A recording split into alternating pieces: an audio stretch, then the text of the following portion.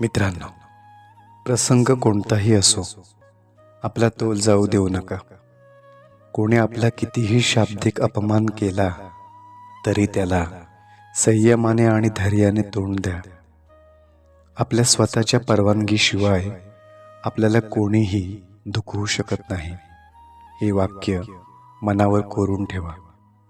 आणि कोणाच्या चुकीच्या वागण्याने आपली मनशांती ढळू देऊ नका. काय घडलंय यामुळे आपण दुखावले जात नसतो, तर घडलेल्या गोष्टीला आपण दिलेल्या प्रतिसादामुळे दुखावले जाण्याची शक्यता असते.